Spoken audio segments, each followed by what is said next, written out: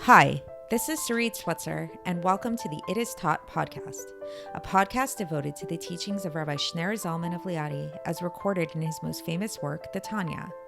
My hope for this show is to make these teachings accessible and relatable to the average person, regardless of prior Jewish education or affiliation. The episodes follow the prescribed daily study portions and are meant to serve as practical lessons in how to live your life as your true self and develop an authentic and powerful relationship with your Creator. I have personally experienced the effects the study of this work has had on me, and I'm excited to share what I can of this knowledge with you. So please join me on this journey of learning, self-growth, and connection with your source.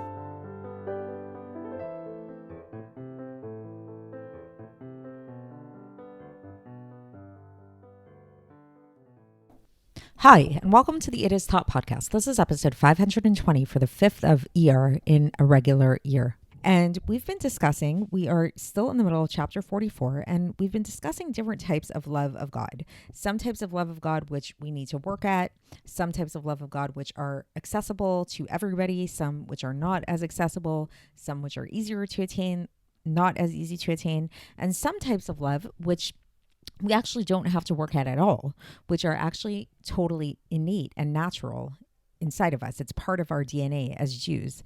And these types of love, namely two types of love, which we've discussed that fall into this category, is actually going to be the subject of today's episode. And what we're going to be talking about in relation to them is if these two types of love are innate, and let's review what these two types of love are, these two types of innate love that every single Jew possesses as part of their DNA. The first one relates to our lives. The first one, as we mentioned, talks about the fact that every single one of us loves our lives, and most of us are pretty conscious of that we love being alive. And the root of this sense of really loving to be alive is really this because our life is ultimately God. God is the life of our life. God is the source of our life. So thus, when we feel this feeling of loving to be alive and recognizing that we love to be alive, this is actually a reflection of our innate love of God, because God is our life force. The second type of innate love is actually related to the willingness that we have to sacrifice our lives, interestingly enough. So on the one hand, it's like we love our lives. On the other hand, we have a willingness to sacrifice our lives. Why? Because this is a love of that's related to the way that a son or a child might have for their parent.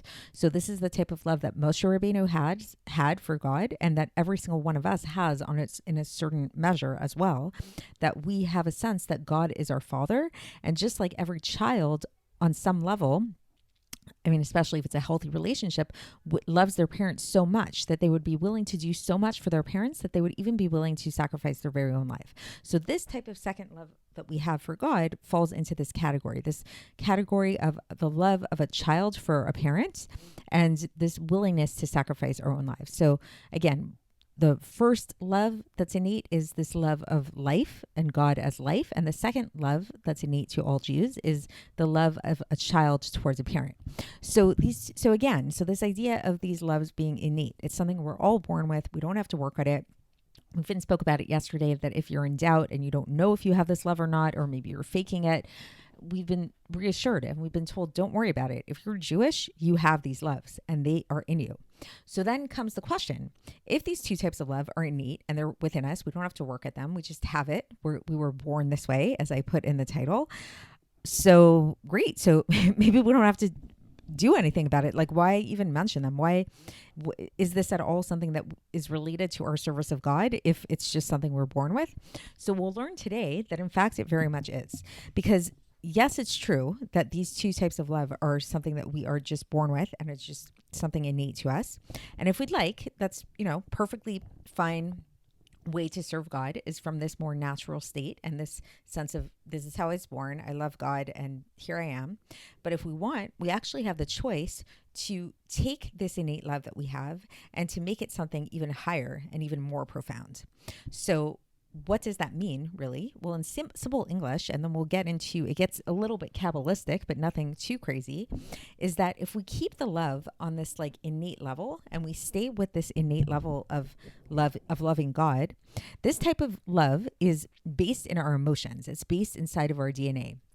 And it might not be something that we're super conscious of. It might not be something that we live with in this like awareness kind of way, in this like mindful kind of way that we walk around with this recognition that we have this deep love and sense of God. However, if we really work at it, what we can actually do is we can start to really, really take the time to meditate and recognize this love that we have inside of us and make it real and make it really, really profound. And interestingly enough, we do this through our minds. We do this through the power of meditation and intellect through our mind. And this power of meditation and intellect in our mind becomes our das, which we've used this term das before, which is, this is like where the knowledge is no longer just theoretical, but it's actually something very real. It's actually something that really applies to our lives. And then the knowledge becomes real and true for us. And it really seeps into our heart. So it's not just like this emotional kind of like hidden feeling like, yeah, I love God, you know, whatever. And it's somewhere deep inside of me. It's a true love that's inside of your heart. It's called Ra'uta de Liba. It's like in the love of from the depths of the heart. And it translates in as passion. You feel passionate for God. So this is something which obviously is something that we do want to strive to get to, and that the Alter Rebbe is really calling upon us to get to. So he doesn't limit our capacities, and he has very high standards for us. He's basically teaching us, yes, as a Jew, you love God. That's great. You were born with that. You didn't have to work at it. But here, you can achieve something even greater. And as we'll learn in the text, that when we do achieve something greater, it actually isn't just like, oh, now we feel passionate about God and now that's a really great feeling, but it actually affects our service, and it actually affects which world our service gets elevated to. Because as we've learned previously in Tanya, if you recall, several episodes ago, we were discussing how like with different types of intention that we can have our service, our Torah and mitzvahs get elevated to various different worlds. And you can go back and review some of those previous episodes to get into some of the technicalities around that. So what we'll learn about today is that really these two different types of awareness of love that we have, whether we keep our Torah and mitzvahs, whether the Torah and mitzvahs that we perform are stemming from this just kind of like innate feeling of love that we have, then our Torah and mitzvahs will rise to a certain level, namely the level of Yetzirah, which is the second to lowest world. Or if we really cultivate this intentionality in our innate love, and we really change this innate love so that it's not just like innate natural love, but it's actually something much deeper and more profound and more passionate, then we can actually bring our Torah and mitzvahs to a much higher place, and they can actually get into the level of Bria. And we'll actually learn that not only that, but that the source of this innate love, while it might seem not so amazing at first glance, because it's like kind of like it's not something really we have to work at, we'll actually learn that the root of this innate love actually comes from a very high place, from the highest type of love of God, namely Ava Rabbah, the great love of God. So let's get into the text and see how the Alter Rebbe explains this, and we can then maybe understand all of this in a more technical way. So the Alter Rebbe begins, and he brings up again, he says these two types of love that we've been talking about, that again, these two innate loves that we have, which come to us as an inheritance from our forefathers. And it's like a nature in our souls. And so too, not only the love, so again, it's this love of God as our life force and the love of God as a son to a father or a child to a parent. They also contain within them fear, which is, and this is something we've talked about in previous episodes as well, that this love is so, in order for it to be a true love, it must contain within it fear or awe that is as encompassed within it. What is this fear or awe? It's a fear of being separate, God forbid, from the source of our life. So again, it's, if we talk about that first type of love, the love of God as our life force, if you really love your life force, like again, if you really love your life, you love being alive, what does that translate into as well? What's a ramification of that? You hate being dead, right? You don't want to die. So there's always these two oppositional forces. So if we love God as our life force, we also don't want to be separate from our life force. And similarly, when we talk about loving God as our father, as a child would love their father, then just as a child loves their father, they also don't want to be separate from their father, right? So again, that's the flip side of that coin. And God is our ultimate father. So if we relate to God as our father and we want to be close to our father, the reflection of the fear base of that is the fear of not being close, God forbid, to our father. And so now the author is going to explain that even though we've been calling these two types of love innate and natural, he says they're only natural, they're only just like innate when they remain inside of the mind and inside of the thought and in the recesses of the heart.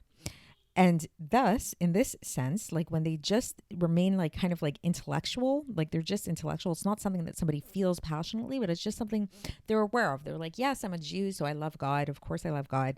And it's in their heart, but it's in this kind of hidden way.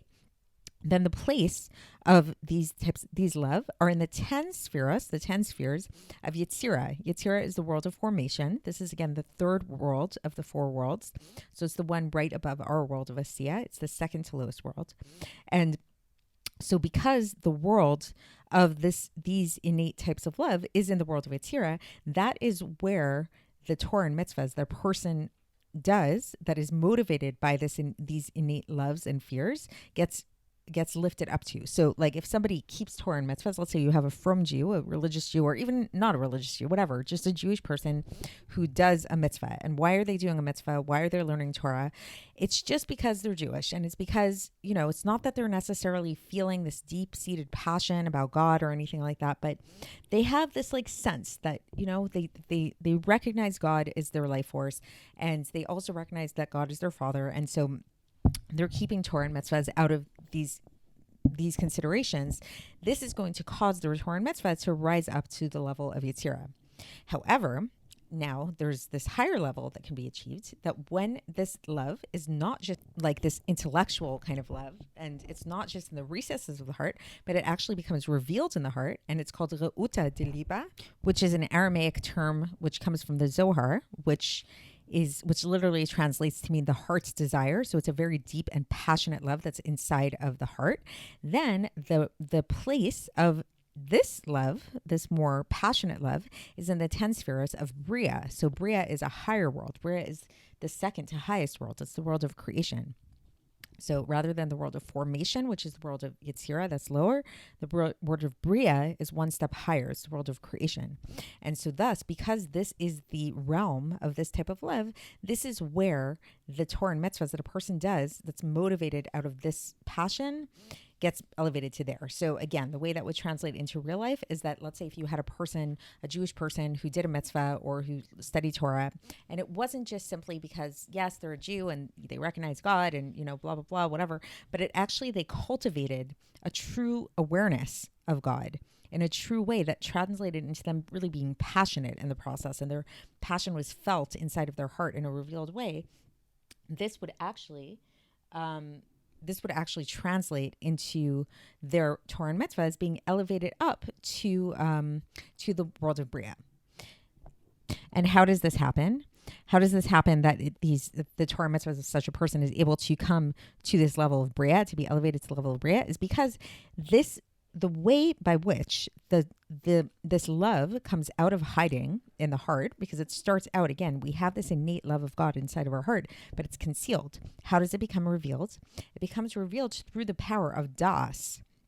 So remember, das is knowledge, but it's not just like I know something in this superficial way, but it's a really deep type of knowledge that it's like I intimately know something, which we talked about. That's why a union between a man and a woman, like this case of like Adam and Eve in the Bible, is called das, because it's a very deep type of knowledge.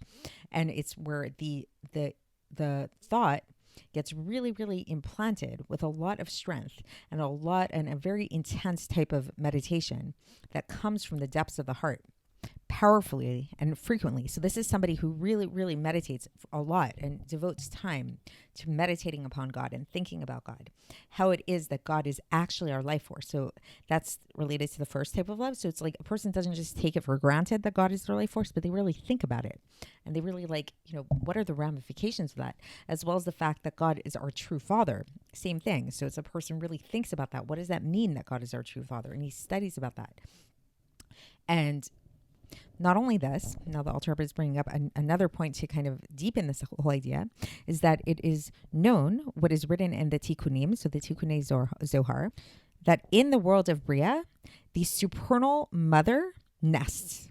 So what does that mean? The supernal mother nests. So the supernal mother, that is referring to Bina. So mother is Bina, right? So we've talked about this before, how Chokhmah is related to father. Chokhmah is on the right side. Bina is the left side, the mother.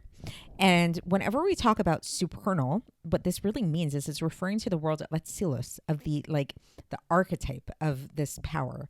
So when we say the supernal mother, this is relating to Bina in the world of Atzilus. So what this is really referencing is the fact that every single world gets its energy from a certain place in Atzilus, because Atzilus is the ultimate life force and energy force of everything, right? So the world of Bria is, and we've talked about this previously, the world of Bria is all about the mind, is all about intellect and meditation and Bina and all that stuff.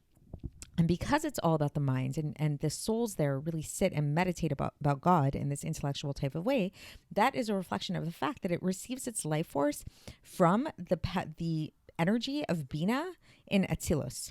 So this translates into the aspect of really meditating upon the infinite light, who is the life force of all life force. And this is reflected in a section of Patach Eliyahu, where it says Bina liba uva halev mivin, which literally translates to mean Bina is in the heart, and with it the heart understands. So there's a really profound connection between the mind and the heart. So it's interesting, and it sounds almost like paradoxical, that it's like the way that we arouse this passion in our heart is actually through our mind. And the mind, and specifically Bina, which is the power of understanding and meditation and contemplation, this is how you can arouse passionate feelings in your heart.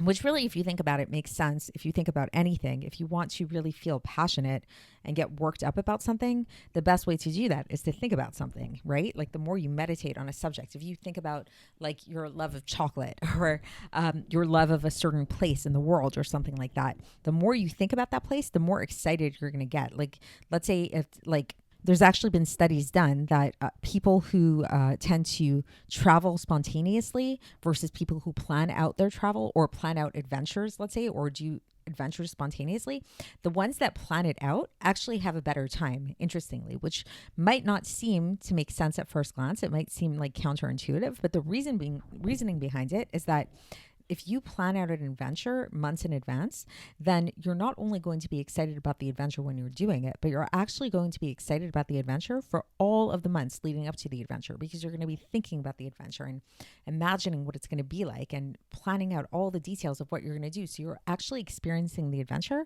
far ahead of time, versus if you just spontaneously pick up and go to the adventure, well, that might be fine and good. You're not going to have as much that fun that you're going to have from the adventure is only going to be limited to that time frame. So too when it comes to God, if we want to get worked up about God and we want to become passionate about God, that really is going to be through meditation and contemplation. The more we meditate, the more we use our minds and thoughts to meditate upon God, that's going to bring about that feeling in our heart. And then the Alter Rebbe concludes here, and he gives us this another really powerful thing. And he says not only this, but that these two aspects of love that we've been talking about, these two innate aspects of love that are natural and in the DNA of every Jew, actually also encompass within them the aspect of Ava Rabba, which, if you recall, Ava Rabba is that very, very, very high level of love that we said only comes to a person as a gift from God when their level of fear is complete. And this level of Ava Rabba is very, very great. And so thus, these two innate loves that we're talking about, we shouldn't just like minimize them. We shouldn't just say, oh, they're they're innate, they're natural, so you don't have to work on them. They're not that great. They're actually much greater, and they're actually much better than the intellectual type of love, which we talked about before, which is avat olam, which is the type of love that we attain through intellectual pursuits. So this might sound really complicated with all the different types of love and everything, but the basic message that the Alter Rebbe is giving us here is that on the one hand, we've been given this amazing gift through our forefathers, through God, where we have this love of God inside of us. We actually have two different types of love inside of us that encompass within them fear of God that we don't even have to work on. These are things that we are born with. If you're Jewish, you have them. It's in your DNA, which is great. It's amazing. On the other hand, when we recognize the profundity, when we recognize the power of these loves that we have, we don't want to just keep them on the level of them being innate, of them being natural. We actually want to cultivate them. We actually want to develop them. And what that means is that through developing them is through really becoming aware of them, through really meditating upon the idea that God is our life force, meditating on the fact that God is our Father, and really thinking about it, and really, really, really thinking about what that means, how that translates into our daily lives. And the more we do that, we can eventually come to this level of where we can actually bring those innate loves out from concealment in our hearts, and we can make them become more revealed, which will mean that we feel passionate about God. When we feel passionate about God, that is a revelation of these types of love, and that will reveal their true energy source, which is the true energy source is that they actually come from this level of our Rabbah, which is this like very, very, very high level of love, which is something that usually only comes to a person as a gift from heaven. And it's much higher than the type of love that a person can attain just in a natural way through their own efforts of meditation and contemplation, which will only get them so far. So I hope that was interesting to you and made sense. And tomorrow we will continue along these lines when we conclude chapter 44, and I will speak to you then. Thanks for listening to the It Is Taught podcast, hosted by Sarit Switzer. This podcast is dedicated in loving memory of my maternal grandfather, Avraham Yitzchak ben Binyamin HaKohen of blessed memory. Music by Shoshana. If you enjoyed this episode and would like to support the show, please share it with others and subscribe on YouTube, Apple iTunes, Spotify, or wherever you listen to podcasts. And make sure to leave us a 5-star review. To find out more about the It Is Taught project, including more information on my soon-to-be published book, please visit our website, itistaught.com. To catch the latest from me, follow me on Facebook, Instagram, and Twitter. Looking forward to speaking with you tomorrow, and until then, have a great day.